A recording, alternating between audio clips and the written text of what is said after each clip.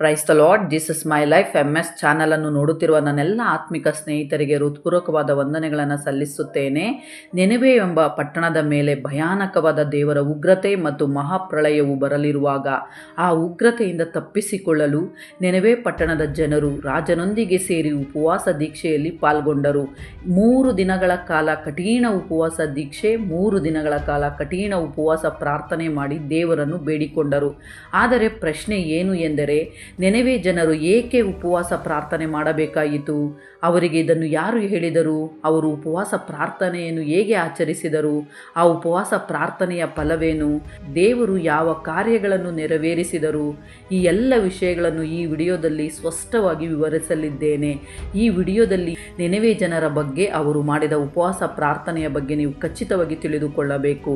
ಯೋನಾ ಗ್ರಂಥದ ಮೊದಲ ಅಧ್ಯಾಯದ 2ನೇ ವಾಕ್ಯದಲ್ಲಿ ದೇವರು ಹೀಗೆ ಹೇಳುತ್ತಾರೆ, ನೀನೆದ್ದು ಆ ದೊಡ್ಡ ಪಟ್ಟಣವಾದ ನೆನೆವೆಗೆ ಹೋಗಿ ಗಟ್ಟಿಯಾಗಿ ಕೂಗುತ್ತಾ ಅದನ್ನು ಖಂಡಿಸು, ಅದರ ನಿವಾಸಿಗಳು ದುಷ್ಟತನವು ನನ್ನ ಸನ್ನಿಧಿಗೆ ಮುಟ್ಟಿದೆ ಎಂದು ಅಪ್ಪಣೆ ಮಾಡಿದರು ಎಂದು ಹೇಳಿ ದೇವರು ಯಾರನ್ನು ಕಳುಹಿಸಿದರು? ಯೋನಾ ಪ್ರವಾದಿಯನ್ನು. ದೇವರು ಯೋನಾ ಪ್ರವಾದಿಗೆ ನೆನೆವೆ ಪಟ್ಟಣಕ್ಕೆ ಹೋಗಿ ಪ್ರಕಟಿಸಬೇಕೆಂದು ಆಜ್ಞಾಪಿಸಿದರು. ನಾವು ಯೋನಾ ಪ್ರವಾದಿಯ ಬಗ್ಗೆ ಸಾಮಾನ್ಯವಾಗಿ ಏನು ಕೇಳುತ್ತೇವೆ? ದೇವರು ನೆನೆವೆಗೆ ಹೋಗು ಎಂದಾಗ ಯೋನಾ ಪ್ರವಾದಿ ಅಲ್ಲಿಗೆ ಹೋಗದೆ ಹಡಗಿನಲ್ಲಿ ತಾರ್ಷೀಷ್ ಕಡೆಗೆ ಹೊರಟನು. ಮಧ್ಯದಲ್ಲಿ ಗಾಢ ನಿದ್ರೆಗೆ ಜಾರಿದನು. ನಂತರ ಸಮುದ್ರದಲ್ಲಿ ಎಸೆದಾಗ ಒಂದು ದೊಡ್ಡ ಮೀನು ಅವನನ್ನು ನುಂಗಿತು. ಅವನು 3 ದಿನಗಳು 3 ರಾತ್ರಿಗಳು ಮೀನಿನ ಹೊಟ್ಟೆಯಲ್ಲಿ ಇದ್ದನು. ನಂತರ ಮಾತ್ರ ನೆನೆವೆಗೆ ಹೋದನು. ಈ ರೀತಿಯಾಗಿ ಮೀನಿನ ಹೊಟ್ಟೆಯಲ್ಲಿ 3 ದಿನಗಳಿದ್ದ ವ್ಯಕ್ತಿ ಎಂದು ನಾವು ಯೋನಾ ಪ್ರವಾದಿಯನ್ನು ನೆನಪಿಸಿಕೊಳ್ಳುತ್ತೇವೆ. ಆದರೆ ಈ ವಿಡಿಯೋದಲ್ಲಿ ನಾವು ಕೇಳಲಿರುವ ಯೋನಾ ಕೇವಲ ಓಡಿಯೋದ ಯೋನನಲ್ಲ. ಆತನೊಳಗಿನ ಅದ್ಭುತ ಆತ್ಮಶಕ್ತಿ, ಆತನ ಘೋಷಿಸಿದ ಸುವಾರ್ತೆ, ಆತನ ಸೇವೆಯ ಮಹತ್ವ ಇವೆಲ್ಲವನ್ನು ಆಳವಾಗಿ ವಿವರಿಸಲಿದ್ದೇನೆ. ಆದುದರಿಂದ ಸಂಪೂರ್ಣವಾಗಿ ವೀಕ್ಷಿಸಿ.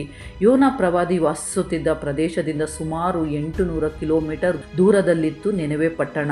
ಆ ಪಟ್ಟಣದ ವಿಷಯದಲ್ಲಿಯೇ ದೇವರು ಯೋನನೊಂದಿಗೆ ಮಾತನಾಡಿದರು. ಅದು ಆಧ್ಯಾತ್ಮಿಕವಾಗಿ ಅತ್ಯಂತ ಗಂಭೀರವಾದ ಮತ್ತು ಶಕ್ತಿಯುತವಾದ ವಿಷಯವಾಗಿತ್ತು. ಯೋನಾ ಪ್ರವಾದಿ ದೇವರ ಮಾತುಗಳನ್ನು ಘೋಷಿಸುವಾಗ ನೆನೆವೆ ಪಟ್ಟಣದ ಮೇಲೆ ಅಗ್ನಿ ಮತ್ತು ಗಂಧಕದಿಂದ ಉರಿಯುವ ಭಯಾನಕ ಜ್ವಾಲೆಗಳು ಬರಲಿವೆ, ಭೀಕರ ವಿಪತ್ತು ಮತ್ತು ದೇವರ ಉಗ್ರತೆ ಆ ಪಟ್ಟಣದ ಮೇಲೆ ಸುರಿಯಲಿವೆ ಎಂದು ಪ್ರಕಟಿಸಬೇಕೆಂದು ದೇವರು ಹೇಳಿದರು. ಬರೀ ಪಾಪದಲ್ಲಿ ಮುಳುಗಿದ್ದರಿಂದ ಅದರ ಮೇಲೆ ದುರಂತವು ಬರಲಿದೆ ಎಂದು ತಿಳಿಸಿದನು. ಸೊದೋಮ್ ಮತ್ತು ಗೊಮೋರ ಪಟ್ಟಣಗಳು ಅಗ್ನಿ ಮತ್ತು ಗಂಧಕದಿಂದ ನಾಶ ಮಾಡುವ ಮೊದಲು ದೇವರು ಅಬ್ರಹಾಮನೊಂದಿಗೆ ಆ ಪಾಪಭರಿತ ಪಟ್ಟಣಗಳ ವಿಷಯವಾಗಿ ಮಾತನಾಡಿದರೋ ಅದೇ ರೀತಿ ಈಗ ನೆನೆವೆ ಪಟ್ಟಣದ ವಿಷಯವಾಗಿ ಯೋನಾ ಪ್ರವಾದಿಯೊಂದಿಗೆ ಮಾತಾಡುತ್ತಿದ್ದರು. ಒಂದು ಪ್ರದೇಶದಲ್ಲಿ ಪಾಪವು ಮಿತಿಮೀರಿದಾಗ, ಸೃಷ್ಟಿ ಧರ್ಮವನ್ನೇ ಮರೆತು ದೇವರ ದೃಷ್ಟಿಗೆ ವಿರೋಧವಾಗಿ ಇಚ್ಛಿಸಿದಂತೆ ಸುಖಭೋಗ ಜೀವನದಲ್ಲಿ ಮುಳುಗಿದಾಗ, ಅನೈತಿಕತೆಯು ದುರಾಚಾರವು ಹೆಚ್ಚಾದಾಗ, ಆ ಪ್ರದೇಶದ ದುಷ್ಟತನಕ್ಕೆ ಮೂಗಸಾಕ್ಷಿಯಾದ ಸೃಷ್ಟಿಯಾದ ಆಕಾಶ, ಭೂಮಿ, ಅಗ್ನಿ, ನೀರು ಇವೆಲ್ಲವೂ ವೇದನೆಯಿಂದ ದೇವರ ಸನ್ನಿಧಿಯಲ್ಲಿ ಮೊರೆಯಿಟ್ಟಾಗ ಆಗ ಆ ಪ್ರದೇಶದ ಮೇಲೆ ನಾಶನವು ಬರುತ್ತದೆ. ಸೊದೋಮ್ ಮತ್ತು ಗೊಮೋರ ಪಟ್ಟಣಗಳು ಅದಕ್ಕೆ ಉದಾಹರಣೆ. ಹಾಗೆಯೇ ನೆನೆವೆ ಪಟ್ಟಣವು ಅಂಥದ್ದೇ ಆಗಿತ್ತು. ಸೊದೋಮ್ ಮತ್ತು ಗೊಮೋರಕ್ಕೆ ದೇವರು ಎಚ್ಚರಿಕೆ ನೀಡಿದರೂ ಅವರು ಕೇಳಲಿಲ್ಲ, ನಾಶನವನ್ನು ಅನುಭವಿಸಿದರು. ಈಗ ದೇವರು ಯೋನಾ ಪ್ರವಾದಿಯ ಮೂಲಕ ನೆನೆವೆಗೆ ಆ ಎಚ್ಚರಿಕೆಯನ್ನು ಕಳಿಸುತ್ತಿದ್ದಾರೆ. ನೆನೆವೆ ಜನರು ಸತ್ಪ್ರವೃತ್ತಿಯವರಾಗಿರಲಿಲ್ಲ, ಅಲ್ಲಿ ನೀತಿವಂತರಿರಲಿಲ್ಲ, ಅವರು ಪಾಪಭರಿತ ಜೀವನದಲ್ಲಿ ಮುಳುಗಿದ್ದರು. ಆದ್ದರಿಂದ ದೇವರು ಉಗ್ರತೆಯನ್ನು ಅನುಭವಿಸಬೇಕಾದ ಕಾಲ ಬಂದಿತು. ಸೊದೋಮ್ ಮತ್ತು ಗೊಮೋರ ಪಟ್ಟಣಗಳನ್ನು ಅಗ್ನಿ ಮತ್ತು ಗಂಧಕದಿಂದ ದಹಿಸಿ ನಾಶ ಮಾಡಿದ ಅದೇ ದೇವರ ಉಗ್ರತೆ ನೆನೆವೆಯ ಮೇಲೂ ಬರಲಿರುವುದಾಗಿತ್ತು. ಆದರೆ ಆ ಉಗ್ರತೆಯನ್ನು ಕಳುಹಿಸುವ ಮೊದಲು ನೆನೆವೆ ಜನರು ಮನಸ್ಸು ತಿರುಗಿಕೊಳ್ಳಲು ದೇವರು ಒಂದು ಅವಕಾಶವನ್ನು ನೀಡಿದರು. ಮನಸ್ಸು ತಿರುಗಿಸಿಕೊಳ್ಳಲು ದೇವರು ಯೋನಾ ಪ್ರವಾದಿಯ ಮೂಲಕ ಅವರಿಗೆ ಮತ್ತೊಂದು ಅವಕಾಶವನ್ನು ಕಲ್ಪಿಸಿದರು. ನೆನೆವೆ ಪಟ್ಟಣಕ್ಕೆ ಯೋನಾ ಪ್ರವಾದಿಯನ್ನು ಕಳುಹಿಸಲು ದೇವರು ನಿರ್ಧರಿಸಿದರು. ಹೀಗೆ ದೇವರು ಅವರಿಗೆ ಮತ್ತೊಂದು ಕೃಪೆಯ ಅವಕಾಶವನ್ನು ನೀಡಿದರು. ಧರ್ಮದ ಹೆಸರಿನಲ್ಲಿ ಬಂಧನಗಳು, ಜಾತಿ ಭೇದಗಳು, ಕೆಟ್ಟ ಆಚಾರಗಳು, ಅನೈತಿಕತೆ, ಹಿಂಸಾಚಾರ, ಮದ್ಯಪಾನ, ಮಂತ್ರತಂತ್ರಗಳು, ಭೋಗ ವಿಲಾಸಗಳಲ್ಲಿ ಮುಳುಗಿದ ಪಟ್ಟಣಗಳು, ಪ್ರದೇಶಗಳು, ರಾಜ್ಯಗಳು, ದೇಶಗಳು, ಇಂತಹ ದುಸ್ಥಿತಿಯಲ್ಲಿರುವ ಯಾವ ಪ್ರದೇಶವಾದರೂ ದೇವರ ಹೃದಯದಲ್ಲಿ ನೋವು ಮತ್ತು ಆಕ್ರಂದನವನ್ನು ಉಂಟು ಮಾಡುತ್ತವೆ. ಅಂಥದ್ದೇ ಪರಿಸ್ಥಿತಿ ನೆನೆವೆ ಪಟ್ಟಣದಲ್ಲಿಯೂ ಇತ್ತು. ನೆನೆವೆಗೆ ಯೋನಾ ಪ್ರವಾದಿಯನ್ನು ಕಳಿಸುತ್ತಿದ್ದ ದೇವರಿಗೆ ಮತ್ತು ದೇವರಿಂದ ಕಳಿಸಲ್ಪಟ್ಟ ಪ್ರವಾದಿಯಾದ ಯೋನಾನಿಗೂ ಒಂದು ಸತ್ಯ ತಿಳಿದಿತ್ತು. ಯೋನಾ ಪ್ರವಾದಿ ದೇವರ ಎಚ್ಚರಿಕೆಯನ್ನು ಪ್ರಕಟಿಸಿದರೆ ನೆನೆವೆ ಜನರು ಮನಸ್ಸು ತಿರುಗಿಕೊಳ್ಳುತ್ತಾರೆ, ಅವರು ಪಶ್ಚಾತ್ತಾಪ ಪಡುತ್ತಾರೆ. ಎಂದು ಇದು ದೇವರಿಗೂ ಗೊತ್ತಿತ್ತು, ಯೋನ ಪ್ರವಾದಿಗೂ ಗೊತ್ತಿತ್ತು. ಕೊನೆಗೆ ನಡೆದದ್ದು ಅದೇ. ನೆನವೆ ಜನರು ಪಶ್ಚಾತ್ತಾಪಕ್ಕೆ ಜೀವಂತ ಉದಾಹರಣೆಯಾಗಿ ನಿಂತರು. ಅಂತಹ ಘೋರ ಪಾಪಿಗಳ ಮಧ್ಯೆ 3 ದಿನಗಳ ಕಾಲ ಯೋನ ಪ್ರವಾದಿ ದೇವರ ಎಚ್ಚರಿಕೆಯ ಸುವಾರ್ತೆಯನ್ನು ಘೋಷಿಸಿದನು. ಸುತ್ತಮುತ್ತಲೂ ಕಠಿಣ ಹೃದಯದವರು, ಬದಲಾವಣೆ ಅಸಾಧ್ಯವೆಂದು ಕಾಣಿಸಿಕೊಂಡವರು ಇದ್ದರು. ಯೋನನು ಧೈರ್ಯದಿಂದ ಮತ್ತು ಕಠಿಣವಾಗಿ ಸುವಾರ್ತೆಯನ್ನು ಪ್ರಕಟಿಸಿದನು. ಆತನೊಳಗಿದ್ದ ಉಪವಾಸ, ಪ್ರಾರ್ಥನೆಯ ಆತ್ಮ, ಆತನ ಜ್ಞಾನ, ದೇವರು ನೀಡಿದ ಧೈರ್ಯ ಇವೆಲ್ಲವೂ ನೆನವೆ ಜನರ ಹೃದಯಗಳನ್ನು ತಟ್ಟಿದವು ಮತ್ತು ಅವರನ್ನು ಬದಲಾಯಿಸಿತು.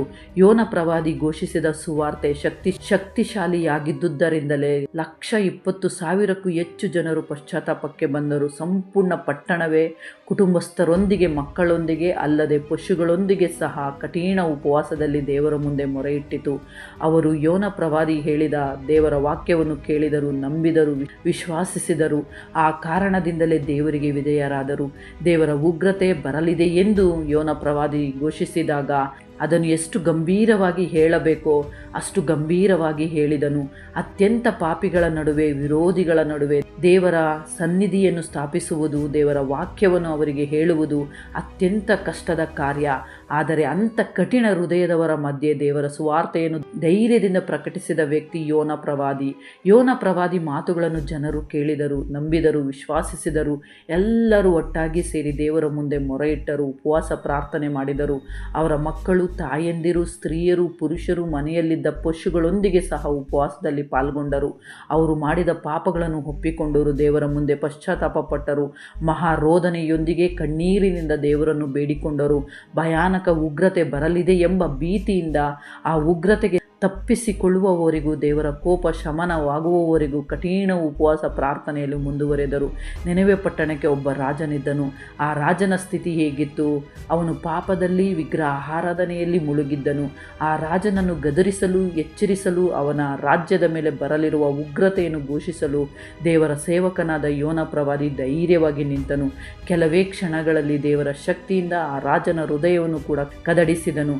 ದೇವರ ಶಕ್ತಿಯಿಂದ ಯೋನ ಪ್ರವಾದಿ ಅಲ್ಲಿನ ಅಧಿಕಾರಿಗಳನ್ನೆಲ್ಲ ಕಂಪಿಸುವಂತೆ ಮಾಡಿದನು. ರಾಜನು ಬಲಿ ಅರ್ಪಿಸುತ್ತಿದ್ದ ಬಲಿಪೀಠವನ್ನು ಒಡೆದು ದೇವರ ಎಚ್ಚರಿಕೆಯನ್ನು ಧೈರ್ಯವಾಗಿ ಪ್ರಕಟಿಸಿದನು. ವಿಗ್ರಹ ಆರಾಧನೆಯಲ್ಲಿ ಮುಳುಗಿದ್ದ ಕಠಿಣ ಹೃದಯದ ಪಾಪಿಯಾಗಿದ್ದ ರಾಜನಿಗೂ ದೇವರ ಸುವಾರ್ತೆಯನ್ನು ನಿರ್ಭಯವಾಗಿ ಸಾರಿದನು. ಆ ರಾಜನನ್ನು ಗದರಿಸಲು ದೇವರು ಯೋನ ಪ್ರವಾದಿಯ ಮೂಲಕ 3 ಅದ್ಭುತಗಳನ್ನು ಮಾಡಿಸಿದರು. ಮೊದಲನೆಯದು, ರಾಜನ ಕೈ ಒಣಗಿ ಹೋಯಿತು. ಎರಡನೆಯದು, ಬಲಿಪೀಠವು ಒಡೆದು ಹೋಯಿತು. ಮೂರನೆಯದು, ಪ್ರವಾದಿಯ ಪ್ರಾರ್ಥನೆಯ ನಂತರ ಹಾನಿಗೊಳಗಾದ ರಾಜನ ಕೈ ಮತ್ತೆ ಚೇತರಿಸಿಕೊಂಡಿತು. ಈ ರೀತಿಯಾಗಿ ದೇವರ ಶಕ್ತಿಯಿಂದ ನಡೆದ ಅದ್ಭುತಗಳ ಮೂಲಕ ರಾಜನಿಗೆ ದೇವರ ಮಹಿಮೆ ತಿಳಿಯುವಂತೆ ಮಾಡಿದರು.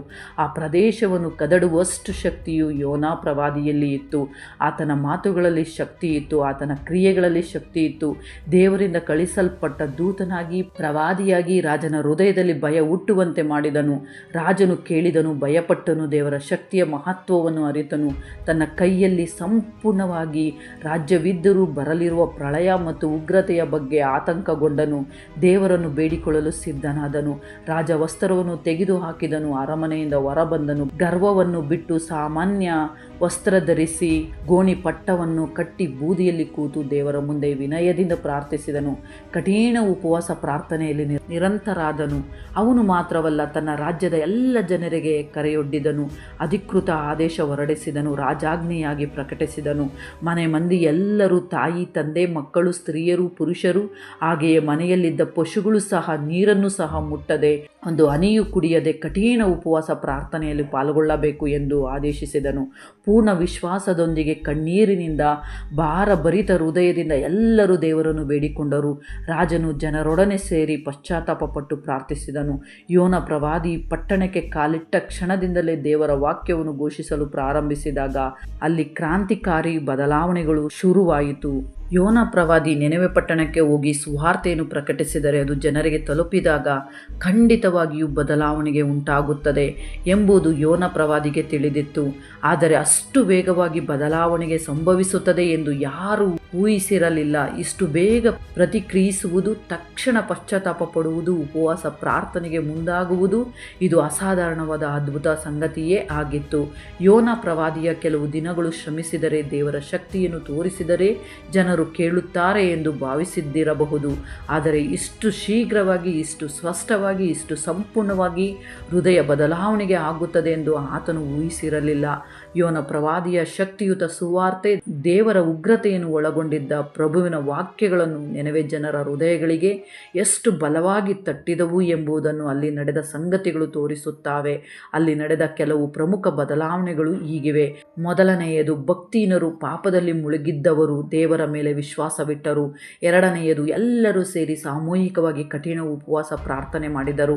ಮೂರನೆಯದು, ಪಟ್ಟಣದಲ್ಲಿದ್ದ ಸ್ತ್ರೀಯರು, ಪುರುಷರು, ಯುವಕರು, ಮಕ್ಕಳು, ವೃದ್ಧರು ಎಲ್ಲರೂ ಉಪವಾಸದಲ್ಲಿ ಪಾಲ್ಗೊಂಡರು. ನಾಲ್ಕನೆಯದು, ಎಲ್ಲರೂ ಗೋಣಿಪಟ್ಟವನ್ನು ಧರಿಸಿ ಅಡುಗೆ ಮಾಡುವುದನ್ನೂ ನಿಲ್ಲಿಸಿ ಇತರ ಕೆಲಸಗಳನ್ನು ಬಿಟ್ಟು ಉಪವಾಸ ಪ್ರಾರ್ಥನೆಯಲ್ಲಿ ನಿರಂತರರಾದರು. ಐದನೆಯದು, ಯೋನ ಪ್ರವಾದಿಯ ಬೋಧನೆ ಅಷ್ಟು ಗಂಭೀರವಾಗಿತ್ತು, ಅದು ರಾಜನನ್ನೇ ಭಯಪಡಿಸಿತು. ಆರನೆಯದು, ಆ ಬೋಧನೆಯ ಪರಿಣಾಮವಾಗಿ ರಾಜನು ತನ್ನ ಸಿಂಹಾಸನದಿಂದ ಇಳಿದನು. ಏಳನೆಯದು, ರಾಜವಸ್ತ್ರಗಳನ್ನು ತೆಗೆದು ಗೋಣಿಪಟ್ಟವನ್ನು ಕಟ್ಟಿ ಬೂದಿಯಲ್ಲಿ ಕೂತು ಕಠಿಣ ಉಪವಾಸ ಪ್ರಾರ್ಥನೆಯಲ್ಲಿ ನಿರಂತರನಾದನು. ಎಂಟನೆಯದು, ಮಂತ್ರಿಗಳು, ಅಧಿಕಾರಿಗಳು, ಸುಖಭೋಗ ಜೀವನದ ನಡೆಸುತ್ತಿದ್ದವರೂ ಸಹ ಪಾಪವನ್ನು ಬಿಟ್ಟು ಉಪವಾಸ ಪ್ರಾರ್ಥನೆಗೆ ತೊಡಗಿದರು. ಒಂಬತ್ತನೆಯದು, ರಾಜನು ಮತ್ತು ಅಧಿಕಾರಿಗಳು ಅಧಿಕೃತ ಆದೇಶ ಹೊರಡಿಸಿದರು. ಉಪವಾಸ ಪ್ರಾರ್ಥನೆಗಾಗಿ ರಾಜಾಜ್ಞೆ ನೀಡಲಾಯಿತು. ಹತ್ತನೆಯದು, ದೇವರ ಉಗ್ರತೆ ತಣಿಸುವವರೆಗೂ ಏನನ್ನು ತಿನ್ನಬಾರದು, ಕುಡಿಯಬಾರದು ಎಂದು ಜನರು ದೃಢ ನಿರ್ಧಾರ ಕೈಗೊಂಡರು. 11ನೆಯದು, ನೆನವೆ ಜನರು ತಮ್ಮ ದುಷ್ಟತನ, ವಿಗ್ರಹ ಆರಾಧನೆ, ಪಾಪದ ಮಾರ್ಗಗಳನ್ನು ಸಂಪೂರ್ಣವಾಗಿ ತ್ಯಜಿಸಿದರು. ಇನ್ನು 12ನೆಯದು, ಮಂದಿಯರೆಲ್ಲರೂ ಜೊತೆಗೆ ಪಶುಗಳಿಗೂ ಆಹಾರ ನೀರು ಕೊಡದೆ ಅವುಗಳಿಗೂ ಗೋಣಿಪಟ್ಟ ಕಟ್ಟಿಸಿ ಕಠಿಣ ಉಪವಾಸದಲ್ಲಿ ಪಾಲ್ಗೊಳ್ಳುವಂತೆ ಮಾಡಿದರು. ಈ ಎಲ್ಲವೂ ಯೋನ ಪ್ರವಾದಿಯ ಶಕ್ತಿಶಾಲಿ ಬೋಧನೆಯ ಪರಿಣಾಮವಾಗಿತ್ತು. ದೇವರ ಉಗ್ರತೆಯಿಂದ ತಪ್ಪಿಸಿಕೊಳ್ಳಲು ಅವರು ಮಾಡಿದ ಪ್ರಯತ್ನಗಳೆಲ್ಲವೂ ಪಶ್ಚಾತ್ತಾಪದ ಜೀವಂತ ಮಾದರಿಯಾಗಿದೆ. ಜನರೆಲ್ಲರೂ ಒಂದೇ ಮನಸ್ಸಿನಿಂದ ಕಣ್ಣೀರಿನಿಂದ ದೇವರನ್ನು ಬೇಡಿಕೊಂಡರು. ಯೋನ ಪ್ರವಾದಿಯ ಬಗ್ಗೆ ಕೆಲವರಿಗೆ ಗೊತ್ತಿರುವುದು ಏನು? ದೇವರು ನೆನವೆಗೆ ಹೋಗು ಎಂದಾಗ ತಾರ್ಷೀಷಿಗೆ ಓಡಿ ಹೋದನು ಎಂಬುದು ಮಾತ್ರ. ಕೆಲವರಿಗೆ ಆತನು ಹಡಗಿನ ಕೆಳಭಾಗದಲ್ಲಿ ಗಾಢ ನಿದ್ರೆಯಲ್ಲಿ ಇದ್ದನು ಎಂಬುದು ಮಾತ್ರ. ಇನ್ನು ಕೆಲವರಿಗೆ ಆತನು ಮೀನಿನ ಹೊಟ್ಟೆಯಲ್ಲಿ 3 ದಿನಗಳಿದ್ದನು ಎಂಬುದು ಮಾತ್ರ ನೆನಪಿದೆ. ಆದರೆ 1,20,000ಕ್ಕೂ ಹೆಚ್ಚು ಕಠಿಣ ಪಾಪಿಗಳ ಹೃದಯಗಳನ್ನು ಪಶ್ಚಾತ್ತಾಪದ ಆತ್ಮದಿಂದ ತುಂಬಿಸಿ ಉಪವಾಸ ಪ್ರಾರ್ಥನೆಯ ಶಕ್ತಿಯಿಂದ ಅವರನ್ನು ಬದಲಾಯಿಸಿದ ದೇವರ ದಾಸನಾದ ಯೋನ ಪ್ರವಾದಿಯ ಮಹತ್ವವು ನಾವು ಮರೆಯಬಾರದು. ಯೋನ ಪ್ರವಾದಿಯ ಶಕ್ತಿಯುತ ಸೇವೆಯನ್ನು ನೆರವೇರಿಸಿದನು. ನೆನವೆ ಜನರು ಒಟ್ಟಾಗಿ ಉಪವಾಸ ದೀಕ್ಷೆಯಲ್ಲಿ ಪಾಲ್ಗೊಂಡರು. ಕಣ್ಣೀರಿನಿಂದ ದೇವರನ್ನು ಬೇಡಿಕೊಂಡು ಪಶ್ಚಾತ್ತಾಪಪಟ್ಟು ಮನಸ್ಸು ತಿರುಗಿಕೊಂಡರು. ರಾಜ ಸಿಂಹಾಸನದಲ್ಲಿ ಕೂತಿದ್ದ ರಾಜನಿಂದ ಹಿಡಿದು ಪಟ್ಟಣದಲ್ಲಿದ್ದ ಒಂದು ಸಣ್ಣ ಕರುವು ತನಕ ಎಲ್ಲರೂ ಕಠಿಣ ಉಪವಾಸ ಪಾಲಿಸಿದರು. ಗೋಣಿಪಟ್ಟ ಧರಿಸಿ ಬೂದಿಯಲ್ಲಿ ಕೂತು ನೀರನ್ನು ಸಹ ಕುಡಿಯದೆ ಪ್ರಾರ್ಥನೆಯಲ್ಲಿ ನಿರಂತರರಾದರು. ಎಲ್ಲರೂ ಒಂದಾಗಿ ಏಕ ಮನಸ್ಸಿನಿಂದ ದೇವರನ್ನು ಮೊರೆಯಿಟ್ಟರು. ಅವರು ದೇವರನ್ನು ಬೇಡಿಕೊಂಡರು, ಕಣ್ಣೀರು ಹಾಕಿದರು. ಅವರ ಹೃದಯಗಳು ಕರಗಿದವು, ಬದಲಾಗಿದವು. ಕಣ್ಣೀರಿನೊಂದಿಗೆ ದೇವರನ್ನು ಮೊರೆಯಿಟ್ಟರು. ಇಂತಹ ಉಪವಾಸ ಪ್ರಾರ್ಥನೆ ಲಕ್ಷಾಂತರ ಜನರು ದೇವರ ಮುಂದೆ ನಿಂತು ಉಗ್ರತೆಯಿಂದ ತಪ್ಪಿಸಿಕೊಳ್ಳಲು ಮಾಡಿದ ಆ ಪ್ರಯತ್ನ ವ್ಯರ್ಥವಾಗಲಿಲ್ಲ. ದೇವರು ಅವರ ಉಪವಾಸ ಪ್ರಾರ್ಥನೆಯನ್ನು ನೋಡಿದರು. ಅವರ ಬದಲಾಗಿದ್ದ ಹೃದಯಗಳನ್ನು ಗಮನಿಸಿದರು. ಪಾಪವನ್ನು ಬಿಟ್ಟು ಪಶ್ಚಾತ್ತಾಪಪಟ್ಟು ದೇವರ ಕಡೆಗೆ ತಿರುಗಿದ ಅವರ ಮನೋಭಾವವನ್ನು ಕಂಡರು. ಪ್ರತಿಯೊಬ್ಬರೂ ದೇವರ ಕಡೆಗೆ ನಿಂತು ಕಣ್ಣೀರಿನಿಂದ ಬೇಡಿಕೊಳ್ಳುತ್ತಿದ್ದದ್ದನ್ನು ಗಮನಿಸಿದರು. ಸೊದೋಮ್ ಮತ್ತು ಗೊಮೋರ ಪಟ್ಟಣಗಳಂತೆ ನಾಶವಾಗದೆ ನೆನವೆ ಜನರು ದೇವರ ಉಗ್ರತೆಯಿಂದ ತಪ್ಪಿಸಿಕೊಂಡರು, ಪ್ರಳಯದಿಂದ ತಪ್ಪಿಸಿಕೊಂಡರು, ನಾಶನದಿಂದ ರಕ್ಷಿಸಲ್ಪಟ್ಟರು. ಅವರ ಕಣ್ಣೀರಿನ ಪ್ರಾರ್ಥನೆಯನ್ನು ದೇವರು ಕಂಡರು. ಅವರ ಕಣ್ಣೀರು ಒರೆಸಿದರು, ಅವರನ್ನು ಕಾಪಾಡಿದರು, ಅವರನ್ನು ರಕ್ಷಿಸಿದರು. ನೆನವೆ ಪಟ್ಟಣಸ್ಥರು ಮಾಡಿದ ಉಪವಾಸ ಪ್ರಾರ್ಥನೆ ನಿಜವಾಗಿಯೂ ಒಂದು ಮಹತ್ತರ ಮಾದರಿ. ಯೋನ ಪ್ರವಾದಿ ಹೇಳಿದ ಮಾತುಗಳನ್ನು ಮೊದಲು ನೆನವೆ ಜನರು ಕೇಳಿದರು. ರಾಜನು ಕೂಡ ಕೇಳಿದನು. ಅವರು ಕೇಳಿ ವಿಶ್ವಾಸಿಸಿದರು. ಆದರೆ ನಾವು ಏನು ಮಾಡುತ್ತಿದ್ದೇವೆ? ವಾಕ್ಯಗಳನ್ನು ಕೇಳುತ್ತೇವೆ, ಆದರೆ ಅದನ್ನು ಅಲಕ್ಷ್ಯ ಮಾಡುತ್ತೇವೆ, ಮರೆತು ಬಿಡುತ್ತೇವೆ. ಎಲ್ಲರೂ ಹೇಳುವುದು ಇದೆ ಎಂದು ಭಾವಿಸಿ ನಮ್ಮ ಇಷ್ಟದಂತೆ ಬದುಕುತ್ತೇವೆ.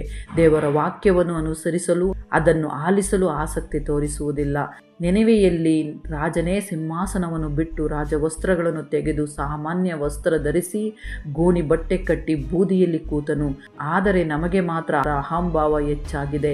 ನಮ್ಮ ವರ್ತನೆ, ನಮ್ಮ ನಡೆ, ನಮ್ಮ ಜೀವನ ಶೈಲಿ ಹೇಗಿದೆ ಎಂಬುದನ್ನು ಆಲೋಚಿಸಬೇಕು. ನೆನವೆ ಜನರು ಎಲ್ಲರೂ ಒಂದಾಗಿ ಕಣ್ಣೀರಿನಿಂದ ಉಪವಾಸ ಪ್ರಾರ್ಥನೆ ಮಾಡಿದರು. ಇಂದು ಏಕತೆ ಐಕ್ಯತೆ ಕೊರತೆಯಾಗಿದೆ. ಒಬ್ಬರನ್ನೊಬ್ಬರು ಟೀಕಿಸುವುದು, ದೂರವಾಗುವುದು, ಕರೆದರೂ ಹೋಗದಿರುವುದು ಇವೆಲ್ಲವೂ ವಿಭಜನೆಯ ಲಕ್ಷಣಗಳು. ಆದರೆ ನೆನವೆಯಲ್ಲಿ ಮನೆ ಮಂದಿಯರೆಲ್ಲರೂ, ವೃದ್ಧರು, ಮಕ್ಕಳು, ಯುವಕರು, ಪಶುಗಳೊಂದಿಗೆ ಸಹ ಕಠಿಣ ಉಪವಾಸ ಪ್ರಾರ್ಥನೆಯಲ್ಲಿ ಪಾಲ್ಗೊಂಡರು. ಕಣ್ಣೀರಿನಿಂದ ದೇವರನ್ನು ಬೇಡಿಕೊಂಡರು. ಇಂದು ನಮಗೆ ಕಣ್ಣೀರಿನ ಪ್ರಾರ್ಥನೆ ಕಡಿಮೆಯಾಗಿದೆ, ಉಪವಾಸ ಪ್ರಾರ್ಥನೆಗಳು ಕಡಿಮೆಯಾಗಿವೆ. ನಮ್ಮ ಕುಟುಂಬಕ್ಕಾಗಿ ಸಹ ಪ್ರಾರ್ಥಿಸಲು ಸಾಧ್ಯವಾಗುತ್ತಿಲ್ಲ. ಕುಟುಂಬವನ್ನು ದೇವರ ಕಡೆಗೆ ತಿರುಗಿಸಲು ಸಾಧ್ಯವಾಗುತ್ತಿಲ್ಲ.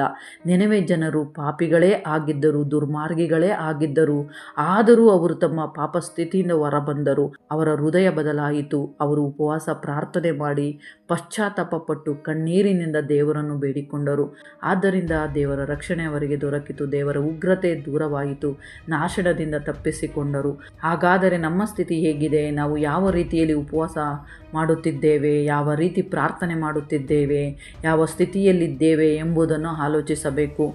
ಪಾಪದಲ್ಲೇ ಉಳಿಯುವುದು, ಪಾಪಕ್ಕೆ ವ್ಯಸನೀಯವಾಗುವುದು, ಕೆಟ್ಟ ಅಭ್ಯಾಸಗಳಿಗೆ ದಾಸರಾಗುವುದು, ದುಷ್ಟತನದ ಕಡೆಗೆ ಸಾಗುವುದು, ವಿಶ್ವಾಸಿಯಾಗಿ ಇದ್ದು ಅವಿಶ್ವಾಸಿಯಾಗುವುದು, ದೇವರ ವಿಧೇಯತೆಯಿಂದ ದೂರ ಆಗುವುದು, ದೇವರ ಸನ್ನಿಧಿ ಮತ್ತು ವಾಕ್ಯದಿಂದ ದೂರ ಸರಿಯುವುದು ಇವೆಲ್ಲವುಗಳು ನಮ್ಮನ್ನು ನಿಧಾನವಾಗಿ ಬದಲಿಸುತ್ತವೆ.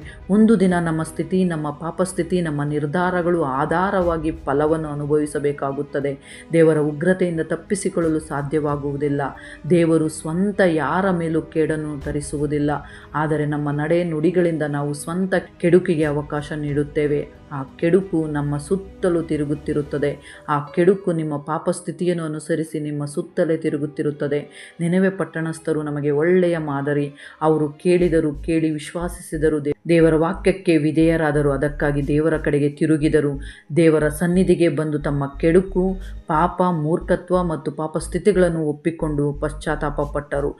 ಅದೇ ರೀತಿ ನಾವು ಕೂಡ ಪಶ್ಚಾತ್ತಾಪದ ಜೀವನವನ್ನು ಹೊಂದಬೇಕು. ಕಣ್ಣೀರಿನಿಂದ ದೇವರನ್ನು ಬೇಡಿಕೊಳ್ಳಬೇಕು. ಸಾಧ್ಯವಾದರೆ ಉಪವಾಸ ಪ್ರಾರ್ಥನೆ ಮಾಡಬೇಕು. ಉಪವಾಸ ಪ್ರಾರ್ಥನೆಯ ಮೂಲಕ ದೇವರಿಗೆ ಇನ್ನಷ್ಟು ಸಮೀಪವಾಗಬಹುದು. ನೀವು ಯಾವ ಸ್ಥಿತಿಯಲ್ಲಿ ಇದ್ದೀರೋ, ಯಾವ ಸ್ಥಿತಿಯಿಂದ ಹೊರಬರಬೇಕೋ ಅದಕ್ಕೆ ನೆನವೆ ಪಟ್ಟಣಸ್ಥರು ಒಳ್ಳೆಯ ಪಾಠವನ್ನು ಕಲಿಸುತ್ತಾರೆ. ನಿಮ್ಮ ಪರಿಸ್ಥಿತಿಗಳಿಂದ ತಪ್ಪಿಸಿಕೊಳ್ಳಲು, ಉಗ್ರತೆಯಿಂದ ದೂರವಾಗಲು, ನಿಮ್ಮ ಪಾಪಸ್ಥಿತಿಯನ್ನು ಒಪ್ಪಿಕೊಂಡು ದೇವರ ಕಡೆಗೆ ತಿರುಗಲು ಉಪವಾಸ ಪ್ರಾರ್ಥನೆ ಒಳ್ಳೆಯ ಆಯುಧವಾಗಿದೆ. ನೆನವೆ ಪಟ್ಟಣಸ್ಥರಂತೆ ನಾವು ಕೂಡ ಸಿದ್ಧರಾಗಬೇಕು, ವಿಶ್ವಾಸಿಸಬೇಕು, ನಂಬಬೇಕು. ನೆನವೆ ಪಟ್ಟಣಸ್ಥರು ಮಾಡಿದ ಉಪವಾಸ ಪ್ರಾರ್ಥನೆ ಎಂಬ ವಿಷಯದ ಮೂಲಕ ನಾವು ಕಲಿಯಬೇಕಾದ ಪಾಠಗಳು ಇವೆ. ಯೋನ ಪ್ರವಾದಿಯು ಧೈರ್ಯದಿಂದ ಗದರಿಸಿ ದೇವರ ಸಂದೇಶವನ್ನು ಪ್ರಕಟಿಸಿದ ಒಬ್ಬ ಅದ್ಭುತ ಬೋಧಕನಾಗಿ ಕಾಣುತ್ತಾನೆ. ಈ ವಿಷಯಗಳು ನಿಮಗೆ ಸ್ಪಷ್ಟವಾಗಿ ಅರ್ಥವಾಗಿದೆ ಎಂದು ನಾನು ಭಾವಿಸುತ್ತೇನೆ. ಈ ವಿಡಿಯೋ ನಿಮಗೆ ಇಷ್ಟವಾಗಿದ್ದರೆ ಅನೇಕರಿಗೂ ಶೇರ್ ಮಾಡಿರಿ, ಲೈಕ್ ಮಾಡಿರಿ, ಸಬ್ಸ್ಕ್ರೈಬ್ ಮಾಡಿಕೊಳ್ಳಿರಿ. ಮತ್ತೊಂದು ಅದ್ಭುತವಾದ ಅಂಶದೊಂದಿಗೆ ಮತ್ತೆ ನಿಮ್ಮ ಬಳಿಗೆ ಬರಲು ಪ್ರಯತ್ನ ಮಾಡುತ್ತೇನೆ. ಸರ್ವಶಕ್ತ ದೇವರ ಮಹಾಕೃಪೆಯು ನಿಮ್ಮೆಲ್ಲರೊಂದಿಗೆ ಸದಾ ಇದ್ದು ನಿಮ್ಮನ್ನು ಕಾಪಾಡಿ ನಡೆಸಿ ಬಲಪಡಿಸಲಿ. ಆಮೆನ್.